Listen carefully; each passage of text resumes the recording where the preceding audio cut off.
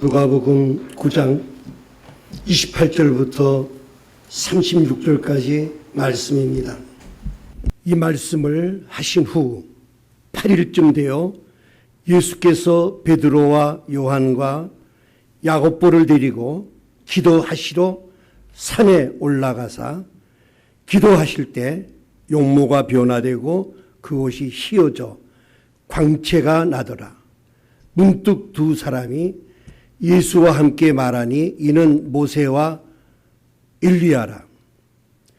영광 중에 나타나서 장차 예수께서 예루살렘에서 별세하실 것을 말할세 베드로와 및 함께 있는 자들이 깊이 졸다가 온전히 깨어나 예수의 영광과 및 함께 선 두 사람을 보더니 두 사람이 떠날 때 베드로가 예수께 여짜오되 주여 우리가 여기 있는 것이 좋사오니 우리가 초막 셋을 짓되 하나는 주를 위하여 하나는 모세를 위하여 하나는 엘리야를 위하여 하사이다 하되 자기가 하는 말을 자기도 알지 못하더라.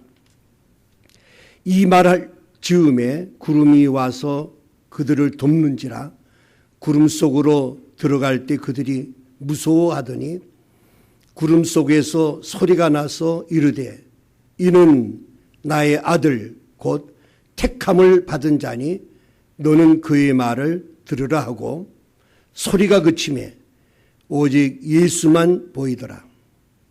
제자들이 잠잠하여 그 본 것을 무엇이든지 그때에는 아무께도 이르지 아니하니라. 아멘.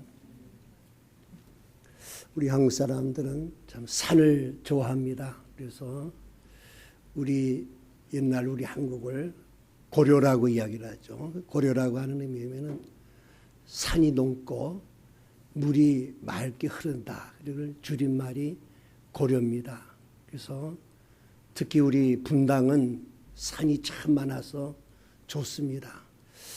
근데 우리 믿는 사람이나 믿지 않는 사람이나 다 산을 좋아하는데 불신자들도 주님 지으신 세계를 보면서 그 위로를 받고 많은 힘을 얻죠. 그러나 또 믿는 사람들은 더 나가서 우리 시편 121편 1절 말씀되고 내가 산을 향하여 눈을 들리라. 나의 도움이 어디서 올꼬.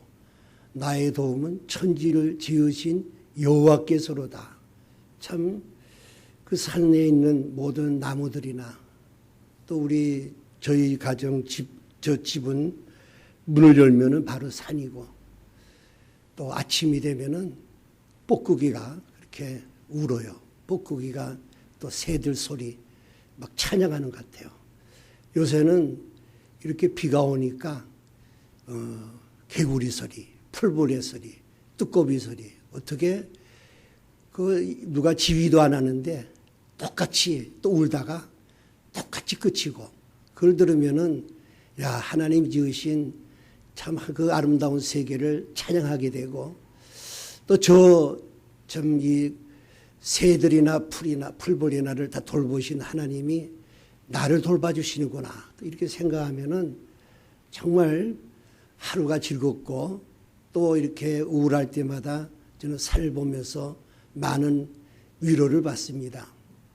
그런데 우리 산은 성경에 보면은 더 나가서 그 이스라엘에도 산이 많은데 성경의 역사를 보면은 산을 통해서 하나님이 산에서 많은 축복을 해주시고 은혜를 베풀어 주신 걸 볼 수 있습니다. 우리 노아가 홍수 나서 그 배가 머물렀을 때도 그 아라랏산이죠. 또 아브라함이 저 산 제사를 드리는 모리아산이 있는가 하면은 모세는 시내산에서 하나님 율법을 받게 되죠. 또 길리앗산에서 또 기드온이 300명의 그 용사를 모으게 되는 그 구약에도 이런 그 성산이라고 그러죠. 하나님이 그 산에서 많은 은혜를 베풀어 주셨는데 신약에 와도 예수님이 산상수훈도 산에서 많은 사람들을 가르치게 되고 또 예수님이 마지막에 갈보리 산상에서 십자가에 죽으시고 마지막에 또 재림 승천하실 때도 감난산에서 많은 성도들이 보는데 하늘로 올라가셨습니다. 근데 오늘 우리가 읽은 말씀은 높은 변화산상, 우리 많은 분들이 헬문산이 아닌가 이렇게 생각되는데 예수님이 그 제자들을 데리고 올라가셔서 참 영광스러운 모습으로 변하는 신비한 체험을 하게 됩니다. 오늘은 이 말씀을 통해서 우리 변화산상에서 이 사건을 통해서 우리에 주시는 하나님의 음성이 무엇인가를 깨닫는 시간이 되기 원합니다. 먼저 예수님이 이 변화산상에 올라가시기 전에 어떤 일을 하셨는가를 하는 것이 중요하죠.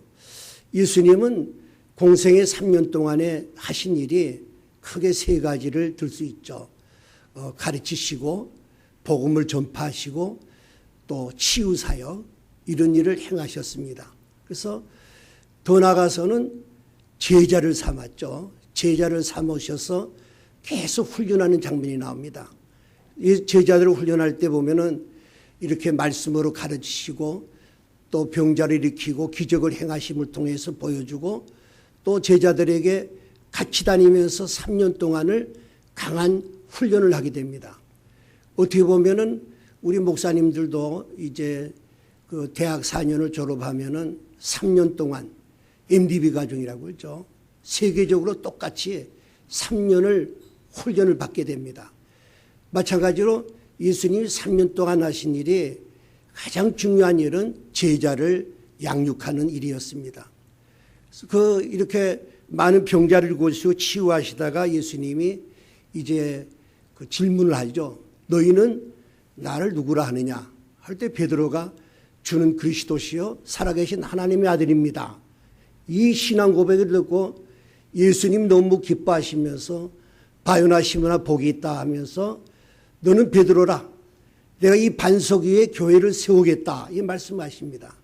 이 말씀은 예수님이 예수 그리스도를 구주로 고백하는 사람들의 모임이 교회를 세우시겠다는 것을 말씀하시면서 비로소 예수님이 이 땅에 오신 사명을 이야기합니다.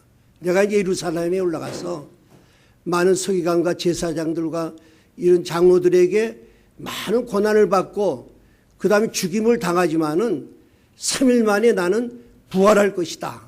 이것은 곧 이 교회의 사명이기도 합니다. 교회를 세우고 우리 교회에 할 일이 바로 예수 그리스도의 복음, 십자가의 죽으심과 부활을 너희들이 증언하는 내용입니다. 근데 너희들이 이 사명을 감당할 때는 나를 따르거든 아무든지 자기를 부인하고 자기 십자가를 지고 나를 따라라.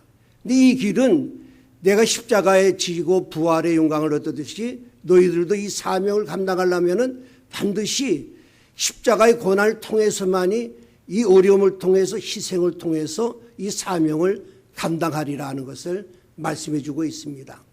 그러면서 우리 받은 용어는 천하보다 이 세상 어떤 것보다도 이 세상의 모든 걸 주더라도 천하보다도 귀한 생명이다. 우리 귀한 생명이라는 것을 말씀하신 다음에 오늘 이 제자들을 12명 중에 이제 한 9명은 밑에 두고 특별하게 베드로하고 요한하고 야고보 3명을 데리고 산에 가셨는데 기도하러 산에 가셨다 그랬습니다.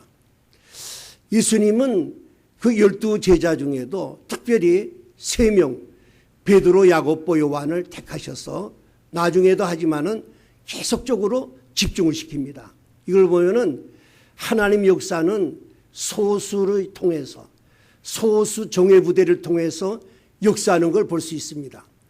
저는 우리 한생명교회가 비록 숫자가 적지만은 이와 같은 소수 정예 부대 그런 생각을 해봤어요. 우리 현대 교회에 보면은 우리 당회가 형성되려면 한 3명 정도가 있어야지 당회가 형성됩니다. 우리 교회 같은 데는 이제 이 당회가 있고 또 기획위원회가 있습니다. 다 모으면 12명 돼요. 여전도 회장님도 계시고 성교부장도 계시고 다 회장님가 있어서 이 정예부대 우리 12명 정도 되는 이 정예부대가 잘 훈련받으면은 참 우리 교회를 뿐 아니라 세계를 움직일 수 있는 그런 일꾼이 나온다는 것입니다. 나중에 역사를 보면은 정말 그 야고보는 가장 먼저 순교하죠. 그 다음에 베드로는 예루살렘 교회에 굉장히 그 초대 가장 대표로서 큰 사역을 합니다. 그래서 베드로전서 후서도 쓰고 사도 요한은 혼자 모든 제자들은 다 숨겨 있지만은 끝까지 살아서 거의 100세까지 살면서 요한계시록을 기록하고 요한복음, 요한 1, 2, 3 복음을 기록한 걸 보면은 이 세 명이 엄청난 일을 했다는 것입니다. 우리도 마찬가지입니다. 우리도 우리 소수 정예부대지만 제가 요새 주일학교를 가르치려면 한 12명 돼요. 그래서 저는 그런 기도를 합니다. 참 이들을 통해서 어려서부터 정말 강한 훈련을 통해서 이 시대를 움직이는 훌륭한 일꾼이 되도록 저는 기도하고 있습니다. 이 사도 바울도 갈라디아서 그러죠. 이 세 명을 가리켜서 기둥 같은 일꾼이라고 해서 기둥 같은 일꾼. 우리 교회도 이런 기둥 같은 일꾼이 많이 서시기를 바랍니다. 두 번째는 예수님이 이 훈련을 시키는데 무슨 훈련을 시켰는가? 우리가 이 신앙이 자라려면은 뭐 이제 머리로 많이 말씀을 듣고 깨닫고 하는 것도 중요하지만은 체험이 있어야 됩니다. 체험적인 신앙이 있을 때 믿음이 확신이 생기는 거죠. 그래서 이 체험적인 신앙은 주로 하나님하고 깊은 교제를 할 때 이런 체험적인 신앙을 많이 느낍니다. 우리 예수님이 기도하러 산에 가셨다. 오늘 말씀뿐 아니죠. 우리 감난산에 습관적으로 기도하러 산에 올라가셨다 그랬습니다. 우리가 하나님 앞에 기도하는 교제는 뭐 어디서나 할 수 있지만은 사실은 예수님 하신 대로 깊은 산에 들어가서 조용한 가운데 하나님하고 정말 독대하고 기도할 때 정말 우리는 신비한 체험을 하게 되는 것입니다. 그럴 때 많은 일꾼이 일어났어요. 우리나라도 지금 이런 크게 부흥성장한 것은 산에서부터 이루어졌다고 해도 과언이 아닙니다. 우리 젊은 분들은 잘 모르지만은 우리나라도 처음에 이 산에 그 기도의 불이 붙은 것이 김천에 있는 용문산이죠. 나원몽 장로님, 나중에 그 목사님 되셨지만은 거기서부터 우리 기도의 불이 붙었습니다. 우리나라 유명한 우리 이 목사님들, 뭐 조영윤 목사님이나 이천선 목사님이나 신영균 목사님이나 많은 이런 분들은 그 용문산에서부터 기도를 통해서 깊은 체험을 하고 그를 통해서 그들이 변화돼서 그들이 교회를 개척하고 이런 교회 성장하는 큰 기둥 같은 일꾼들이 우리 산에서부터 시작이 됐습니다. 그 다음에 우리 뭐 삼각산에도 있고, 그 다음에 우리 뭐 한월산, 계속해서 산에서 불이 붙기 시작을 했죠. 우리 오산리 기도원이나 모든 것이 산에서 됐습니다. 우리 교회를 개척할 때만 해도요, 우리 교회 이 주위에가 산이 전부가 기도산이었습니다. 지금 다 없어졌지만은 뭐 광주 기도원도 있었고, 다 이런 산에 우리 지금 오늘도 우리 선교사님들 오시고 그랬지만은 또 우리 교회에서 이렇게 파송된 선교사님들은 다 이 과정을 겪었습니다. 기도하러 산에 가서 기도하시고 그런 체험을 통해서 이런 체험을 하면은요, 우리 신비한 체험을 하면 우리에게 좋은 것이 있는데 믿음에 대한 확신이 생깁니다. 우리가 뭐 예수님이 어떤 모양으로 변형됐습니까? 예수님이 기도하시는데 갑자기 용모가 변했다고 그랬죠. 얼굴이 해같이 빛났다. 또 옷의 색깔이 해같이 하얘졌다고 그랬어요. 이런 놀라운 변화가 일어납니다. 우리 한생명교회는 사실은 우리 천마산에 많이 갔죠. 천마산에 가서 기도를 많이 했습니다. 그 천마산에 올라가면은 그 입구에다 이렇게 썼어요. 기도는 만사를 변화시킨다. 깊은 기도할 때 만사가 변화된다는 거죠. 오늘 예수님도 변화가 되는데 정말 우리 용모가 변화됩니다. 우리 모세가 40주 40야를 시내산에 가서 하나님께 깊은 기도를 하고 내려올 때 얼굴이 광채가 났다고 그랬죠. 광채가 나니까 뭐 사람들이 두려워할까봐 수건을 썼다 그랬어요. 이거는 우리 현실 속에서도 우리에게 일어납니다. 우리도 좀 기도를 하고 이럴 때 보면은 저는 이제 그 하늘산에 가서 많이 기도를 했지만은 한 일주일 동안 하면은요. 그 당시에는 우리 여름이 되면은 요새는 휴가 갈 생각하지만은 7월 달이 되면은 많은 특히 가정주부들은 기대가 있었습니다. 왜냐하면은 그동안에 애들을 뭐 도시락도 싸주고 뭐 가사일 바쁘다가 방학을 하면은 좀 자유로우니까 그때 산에 갔어요. 산에 가서 부흥 집회를 하는데 보통 월요일 하면은 금요일 밤까지 하고 새벽에 토요일 날 나오죠. 그때가 이리 보면 얼굴들 보면은 다 뭐 촌뜨기 같고 막 보기 싫은 것 같아도요. 토요일 날 아침에 일어나서 옷을 정리하고 나갈 때 얼굴을 보면요. 전부 빛이 납니다. 얼굴이 빛이 나고 환해요. 얼마나 아름다운지 몰라요. 이게 변화됩니다. 얼굴만 변화됩니까? 우리 마음도 많이 변화됩니다. 정말 기도를 깊이 하게 되면은 소극적인 사람이 적극적인 사람을 변하고 완전히 마음도 변화됩니다. 환경도 변화돼요. 우리 기도하고 내려오면요. 산에서 내려올 때 집에 오면은 많은 기적의 역사가 납니다. 이것을 체험하게 되고 또 우리 영적으로도 보면은 기도하고 나면은 우리 뭐 방언도 받고 예언도 받고 통변 연사도 받고 병 고치는 은사 정말 거기 일주일 동안에 가보면요. 뭐 성령의 춤을 추는 분도 있고 용서 쓰는 것도 있고 막 신비한 체험을 많이 하게 됩니다. 이런 체험을 하게 되면은요. 틀려지는 것이 확신이 생겨요. 믿음의 확신이 생기고 또 하나는 더 나아가서 하나님이 주신 비전을 깨닫게 됩니다. 사명을 깨닫게 되고 또 하나는 신비한 체험을 통해서 우리 주시는 것은 그 사명을 감당할 때 십자가를 질 수 있는 힘을 주십니다. 우리 선교사님들이 이렇게 가셔서 이 복음을 전하고 하는 걸 잘 감당하는 것은 이런 체험을 했기 때문에 이분들이 그 어려운 가운데도 그 십자가를 지고 기쁨을 할 수 있던 것은 신비한 체험을 했기 때문에 그렇습니다.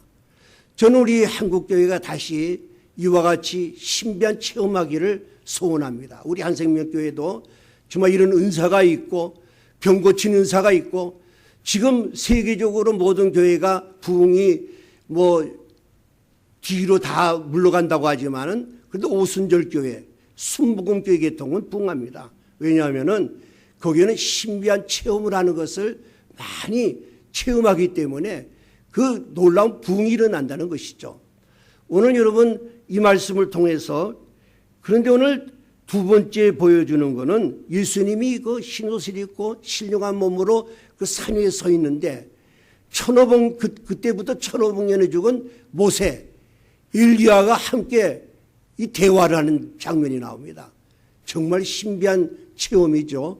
어떻게 알아볼 수 있는가? 모세를 알아볼 수 있고 엘리야를 알아볼 수 있도록 세 분이 대화하는 내용이 나옵니다. 그런데 오늘 누가복음에는 그 대화하는 내용이 나오는데 예수님께서 예루살렘에서 별세할 것을 이야기했다 그랬습니다.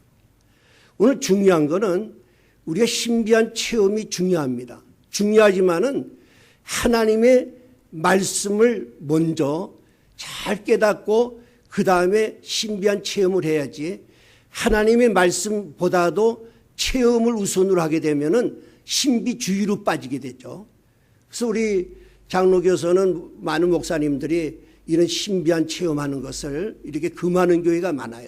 왜냐하면은 하나님의 말씀보다 개인의 체험을 더 우선적으로 느끼다 보면은 이것이 신비주의로 빠지게 되고 신비주의는 자기들 주관적인 거죠. 주관적인 계시고 하나님 말씀은 객관적이고 보편적이기 때문에 누구나 그걸 들어도 다 그 주시는 말씀이지만은 자기가 느낀 신비한 체험은 주관적이기 때문에 이기적이기 때문에 이걸 우리가 잘못 전하면은 그 사람만에게 주신 것인데 그것이 잘못해서 듣는 사람 앞에 많은 시험거리가 될 수가 있습니다.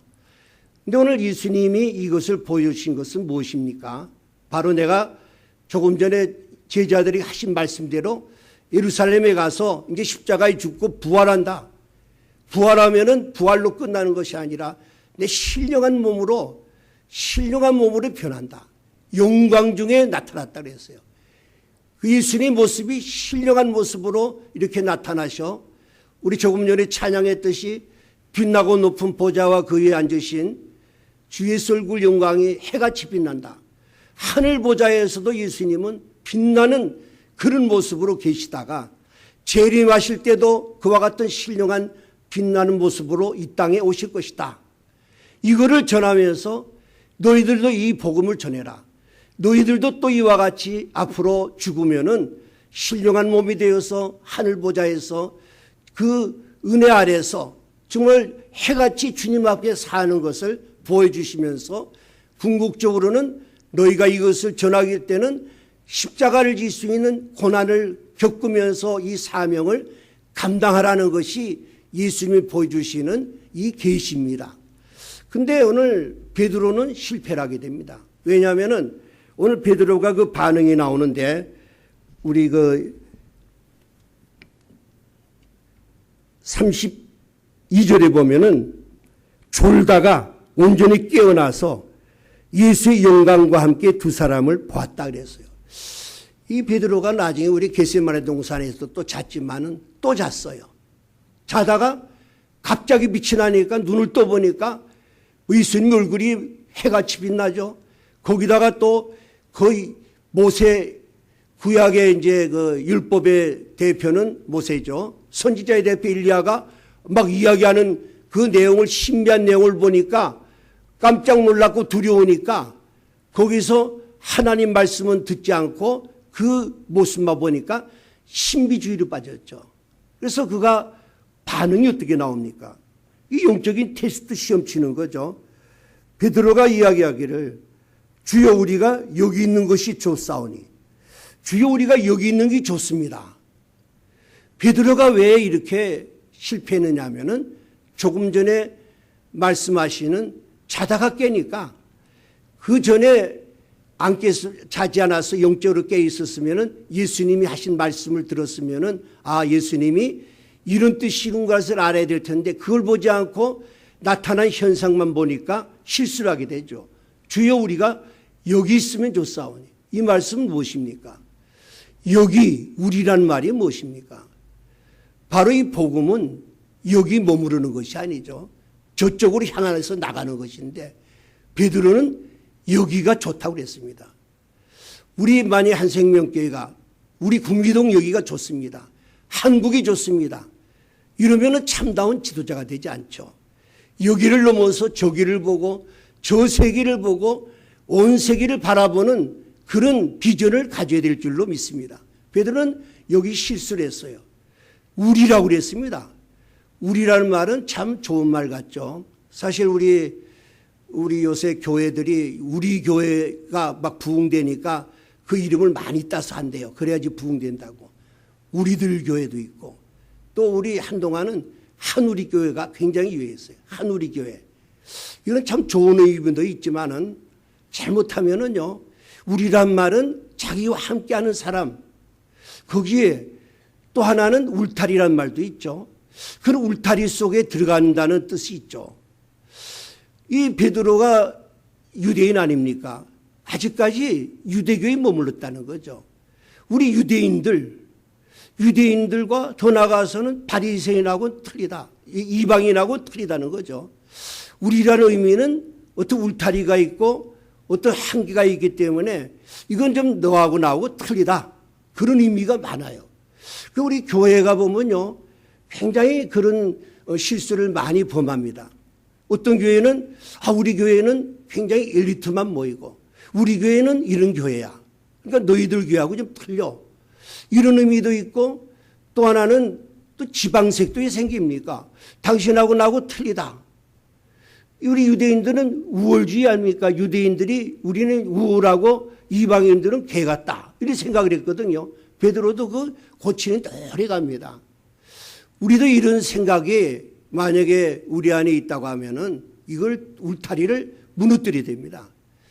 우리 예수님이 이 말씀은 십자가에 죽으실 때 정말 지성소의 휘장, 성소의 휘장이 깨지면서 하나님과의 관계 예수 그리스도 통해서 그거를 막힌 담을 열어줄 뿐만 아니라 또 하나는 수평적으로 보면은 거기 이방인이 뜰이 있고 유대인들이 들어가는 뜰이 방이 성소가 다르지 않았습니까?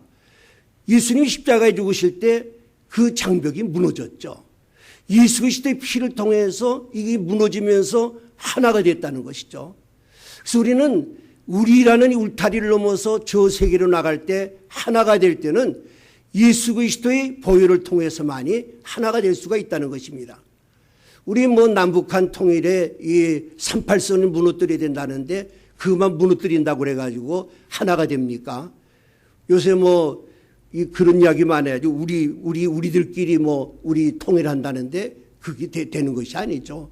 바로 복음을 통해서만이 우리의 개념을 끊어가지고 하나가 되는 그런 역사가 있을 줄로 믿습니다. 베드로는 여기서 실수를 하게 됩니다. 우리가 더 세계, 그래서 우리 최초의 우리 선교사가 누굽니까? 아브라함 아닙니까? 창세기 12장에 보면은 하나님이 아브라함을 불러서 본토 친척 아비 집을 떠나가지고 내가 지시한 땅으로 가라. 떠나서 가야 됩니다. 떠나는 것은 아픔이 있죠. 고통이 있죠. 모든 걸 포기하죠. 이런 십자가를 지고 희생을 통해서 떠나라는 것입니다. 또 예수님이 마지막 지상명령이 뭡니까? 너희는 가라는 거죠. 가서 제자를 삼고 또 세례를 주고 가르쳐 지켜라. 근데 그 주어는 제자를 삼는 것입니다. 우리 선교사님들 계시지만은 사실 그 선교는 제자를 삼는 겁니다. 예수님도 마지막 하신 말씀이 제자를 삼으라는 것입니다. 우리 선교사들 보면은 우리 뭐 과학일에도 가면은 다 집에서 그 와서 학생들을 먹이고 하면서 다 제자를 삼는 일 아닙니까? 이 일이 굉장히 중요하다는 걸 얘기하는 것입니다.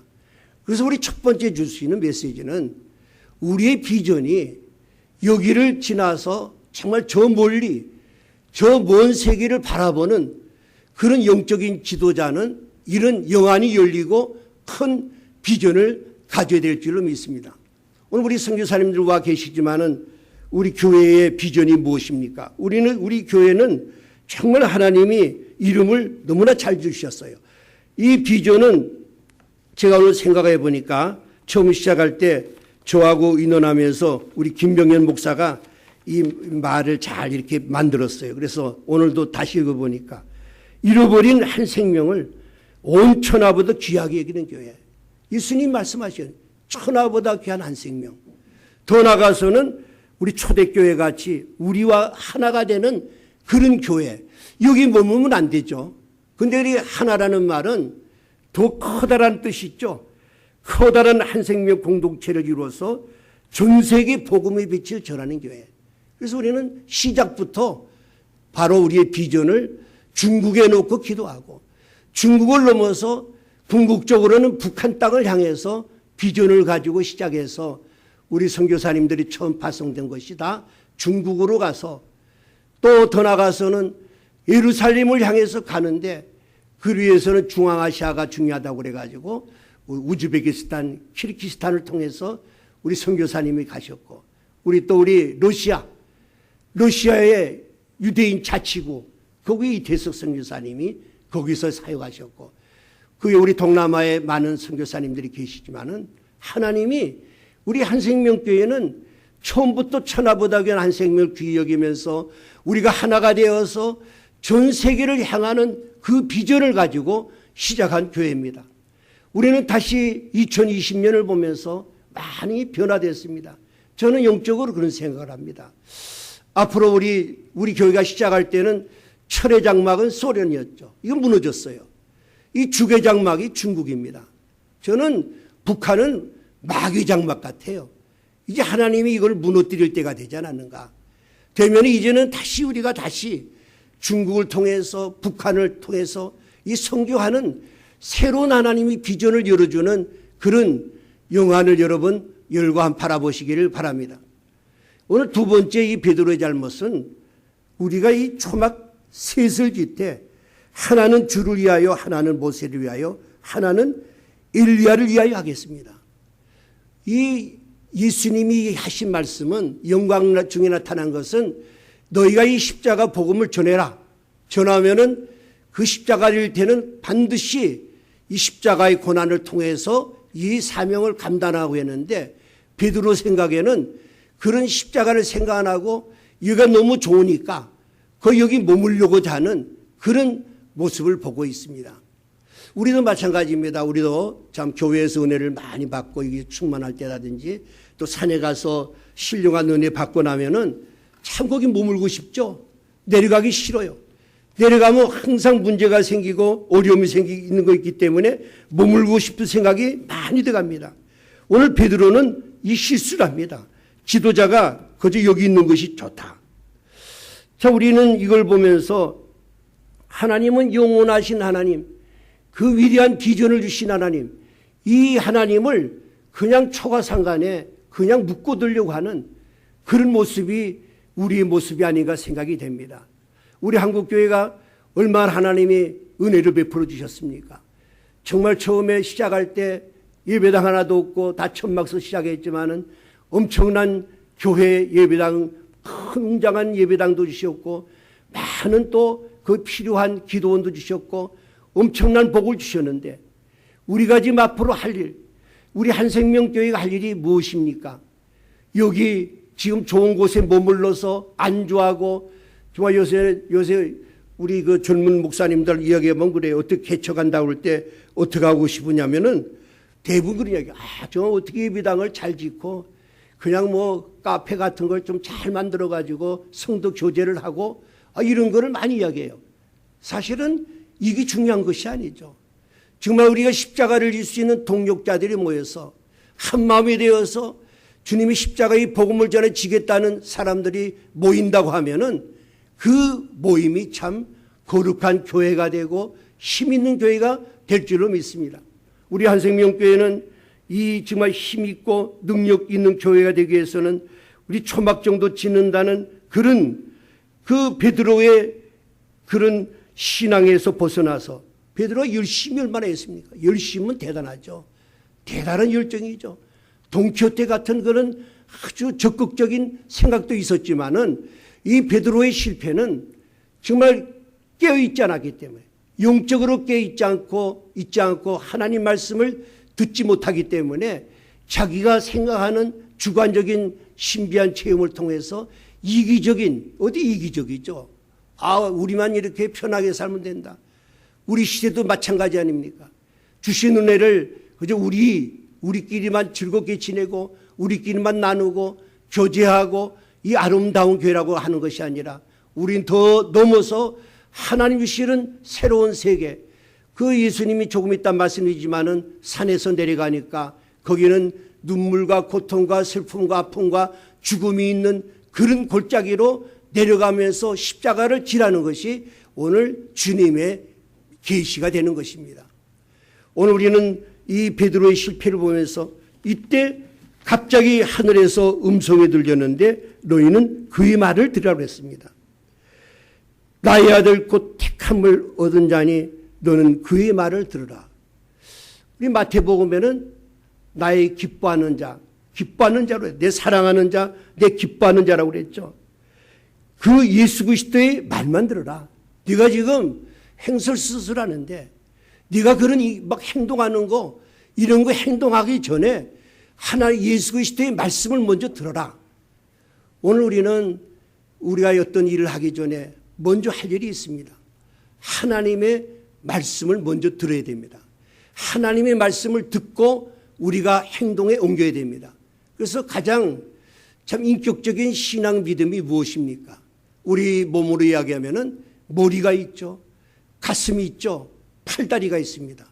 머리는 하나님 말씀을 듣고 읽고 깨달아야 되죠. 올바른 복음을 듣고 깨달으면은 이 복음은 놀라운 복음 자체가 신비죠. 이게 막 머리에 하면 가슴으로 내려올 때 막 뜨거워집니다. 가슴이 뜨거워지죠. 뜨거워지면은 그 뜨거운 거 가지고 우리가 팔다리가 돼서 바로 행동으로 옮겨야 되는 이것이 순서죠. 이것이 조화를 잘 이루어야 되지 그런 사람이 참 인격적인 믿음이고 그런 분이 참다운 일꾼이 되는 것입니다. 우리의 잘못 생각하면요, 이 머리도 그래요. 머리도 이성을 가졌는데 복음을 잘 우리가 듣지 않고 깨닫고 자유라면 자유주의로 들어가요. 자유주의. 또 우리가 감정도 마찬가지입니다. 이 베드로와 같이 하나님 말씀 올바로 듣지 않으면 신비주의로 빠져요. 이 잘못되거든요. 그래서 먼저 우리 할 거는 오늘 하늘의 음성은 먼저 그의 말을 들으라. 하나님 말씀을 들으라는 것입니다. 사랑하는 여러분, 우리 행동파 하면은 마르다, 누가 보면 바로 나오지 않습니까? 예수님이 마르다 마리아 집에 신방을 가니까 그 마르다가 아주 행동파죠. 아주 어떻게 보면 베드로하고 비슷해요. 막 예수님을 접대하려고 막 바쁘고 또 음식을 준비하려고 막 바쁜데, 근데 좀 도와줘야 될 마리아가 뭐하고 있었습니까? 예수님 발 앞에 무릎 아래에서 말씀을 듣고 있었죠. 그러니까 좀 섭섭해가지고 어떻게 나를 좀 도와주지 않냐 할 때 예수님 뭐라고 말씀합니까? 마르다가 마리아가 택한 것이 옳다 그랬어요. 네가 왜 그렇게 분주하느냐? 먼저 마리아가 이 내 말씀을 듣는 것이 더 귀중한 것이다. 내가 이 집에 온 것이 뭐 먹으러 가면 자느냐? 내 말씀을 먼저 듣고 나를 대접하는 것이 그게 내가 기뻐하는 것이라고 말씀했습니다. 오늘 이 시대도 마찬가지입니다. 우리 오늘 결론적인 말씀인데 많은 분들이 있습니다. 신비주의에 빠진 사람은요, 하나님 말씀을 잘 안 들으려고 합니다. 왜냐하면은 그분들은 또 직통계시를 받으려고 그래요. 그래서 하나님이 직접 음성 듣지 기록된 하나님 말씀을 잘 안 들으려고 그래요. 그래서 잘못하면 열심을 잊지만은 하나님의 뜻과 반대되는 잘못된 일을 통해서 하나님의 일을 거르치는 일이 많아요. 열심히 있는 사람, 교회도요, 대략 문제 생기는 사람이 열심히 있는 사람입니다. 대략 열심히 있는 사람이 교회를 분쟁 일으키고 나가는 경우가 많아요. 왜냐하면은 하나님 말씀을 잘 깨닫지 않고 자기로부터 나오는 열심, 자기 의의 열심, 이런 사람들은요, 하다가 자기 뜻대로 안 된다든지 또 자기를 알아주지 않는다고 하면은 그때는 보따리 싸고 막 나가요. 그래서 오늘 성경은 하나님의 말씀은 뜨겁습니다. 이 열정, 또 하나님 말씀은 하나님의 뜻을 알 수 있죠. 그 뜻을 알아가지고 그 뜻대로 순종해 나갈 때 그것이 열매를 맺고 하나님이 기뻐하는 일이라는 것입니다. 저는 이제 그런 생각을 했습니다. 예수님께서 우리 교회를 뭐라고 그랬습니까? 교회는 예수 그리스도의 머리다 그랬죠. 그의 몸은 교회다. 우리는 지체다 그랬어요. 그래서 머리이신 예수 그리스도의 말씀의 통제를 받아서 우리 팔다리 모든 사람들이 움직여야지, 하나님 말씀에 듣지 않고 자기 멋대로 움직이면은 그거는 올바른 일이 되지 못하죠. 그래서 우리 뇌 사람 말 있지 않습니까? 우리 교회를 개척하고 한 2년쯤 있다가 우리 이한영이가 그 머리 맞아가지고 총에 맞아가지고 그때 죽었을 때, 그때 우리 그 차병원에 가니까 우리 목회자들한테 가니까 가보면은 아주 건강하고 뭐 심장이 팍팍 뛰고 호흡이 뜨고 피가 흐르고 막 그 정말 살아서 막 움직이는 것 같아요. 그러나 그 뇌를 다쳐가지고 뇌사를 당하니까, 뇌사를 당하면은 우리가 손을 들라고 해도 들 수가 없죠. 눈을 끄뻑끄뻑 할 수가 없죠. 그 죽었다는 거죠. 요새는 뇌사는 죽음이죠. 이 시대도 죽은 교회가 많아요. 열심히 막 일하죠. 막 선교도 하고 막 하지만은 하나님의 뜻이 없이 자기 열심, 자기 의, 뭐 이런 일을 하는 거는 그거는 올바른 일이 아니라는 것입니다. 베드로는 이 실수를 범했던 것입니다. 사랑하는 여러분, 우리는 온격적인, 인격적인 그 신앙이 되시기 바랍니다. 먼저 우리는 하나님 말씀을 들어야 됩니다. 많이 읽고 듣고 그 뜻을 깨달아서 그 뜻에, 어떤 분은 그래, 하나님 말씀은 좀 차갑다고 그래. 하나님 말씀 뜨겁습니다. 최고의 신비가 복음이죠. 십자가 부활을 체험하면은 가슴이 뜨거워집니다. 뜨거워지면은 체험적인 또 신앙이 있어야 돼요. 우리가 열심히 기도하고 신비한 체험도 하고 이를 통해서 우리 마음이 뜨거워질 때 그때 우리가 움직이고 거기에서 뜨거움을 가지고 팔다리가 돼서 움직여 순종해 나갈 때 그것이 바로 하나님의 뜻을 이루고 하나님의 열매를 맺게 되는 것입니다. 오늘 결론은 무엇입니까? 우리가 읽지 않았지만은 그 37절에 보면은 산에서 내려오셨다고 그랬습니다. 우리는 행동으로 옮겨야 됩니다. 산 위에는 신비한 세계이지만은 거기 머무를 것이 아니라 산 밑에는 내려가니까 뭐 있었습니까? 아들이 귀신 들려가지고 입에 거품이 나고 쓰러지고 넘어지는 그 아버지의 비애의 눈물과 고통의 소리가 들렸던 것입니다. 우리도 마찬가지입니다. 우리가 세상에 나가면은 요사이 같이지만 어떤 어려운 처지에서 얼마나 많은 사람들이 눈물과 한숨과 비애와 어떤 분은 죽음과 여기까지 가는 이런 어려운 시기에 있습니다. 우리 선교사님들도 이제 가시면은 뭐 좋은 일이 얼마 있겠습니까? 많은 그런 귀신 들린 자가 있고 병든 자가 있고 가슴 아픈 자가 있고 이런 자들이 기다리고 있습니다. 우리는 그 속으로 들어가라는 것입니다. 예수님은 높고 높은 영광 하늘의 보좌를 버리시고 이 낮고 천한 인간의 몸으로 오신 것입니다.